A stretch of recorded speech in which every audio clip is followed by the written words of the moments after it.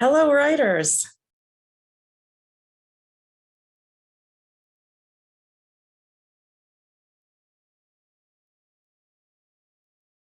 They have their own submission system. You will become familiar with this look here. If you submit work to what are commonly known as literary markets, typically they publish what might be considered realistic fiction and poetry, but sometimes they do have work that might be seen as speculative or mythic, could have some elements of horror or mystery.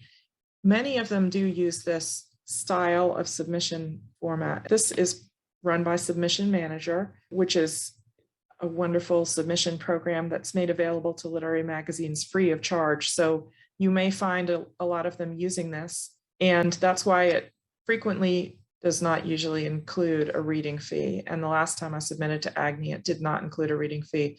Many times when you see a reading fee, it's because they're using a platform like Submittable that charges them to be able to receive submissions that way. And so they're trying to cover their costs there. Other times a publication might charge a reading fee, such as for a contest. It goes to help support the publication. All the entries to a contest, they help to fund the prize that is offered to the winner. So it's really up to you whether you choose to pay a submission fee or not. There are plenty of contests that are free that do not require one.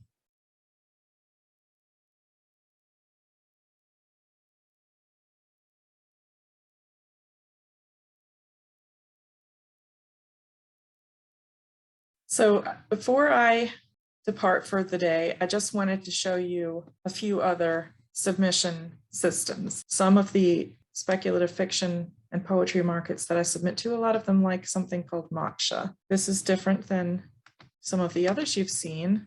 Just like in the days of submitting by paper, you always want to keep a copy of your own work. And I highly advise you to back it up regularly in whatever way you have. If you don't have ability to store in the cloud, you can still do that if you have email. You can email the files to yourself. You can save them on a thumb drive, but back them up somehow. I've lost files as a writer and it can be devastating. Now, some of these submission platforms will save a copy of your work as you submitted it, and I'll show you those, but many of them do not. You can see that you submitted, but you cannot look at what you submitted or retrieve it. Moksha is one of those systems. You don't have a copy of it. When you fill out a form like this, plug in your details and give your cover letter. You can choose your file on your computer and click submit. They will send you an email notifying you that the submission was received. You definitely want to hold on to that in case you need to check and find out the status or just make sure that they got it. But you also need to save your own work.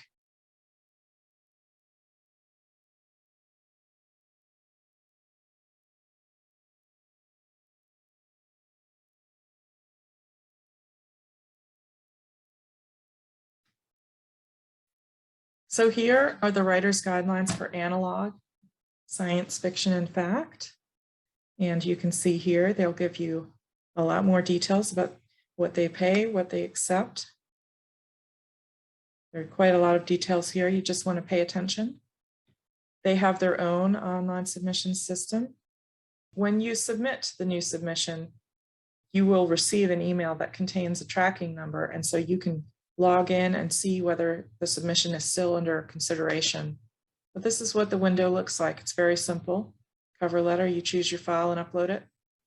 You don't have a copy of your submission, except if you save it yourself, so please remember to do that. So there are many other forms of submission. I'll just show you one more.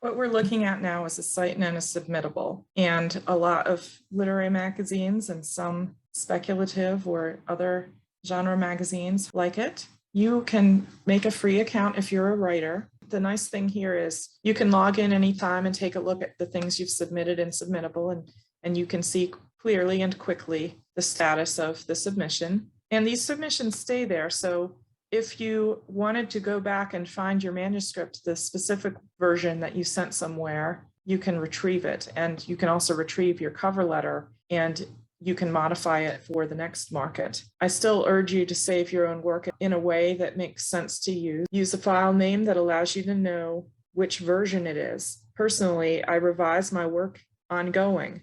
So if I suddenly had a bright idea, let me change this thing that I feel will make it better. I want to make sure I can tell at a glance which version is the most recent that I personally want to submit. And I also make notes for myself. Sometimes I have multiple versions of a story, depending on what a market wants. Maybe there's a market that I feel would be thematically very appropriate, but their guidelines indicate they want a story just a little bit shorter than mine. I can look at my story and see, is there anything that I would be willing to part with to make this be the appropriate length for the market? But of course, I want to be able to distinguish. Sometimes there are other things that I might change for a specific market.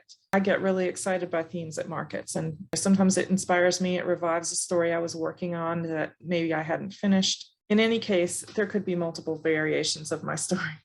So in the place where I keep track of what I've sent where, I will also make note of what version I sent and whether or not there was any special formatting required. And I will show you how to do all that in another session. So just stay tuned. Thank you and have a great writing life.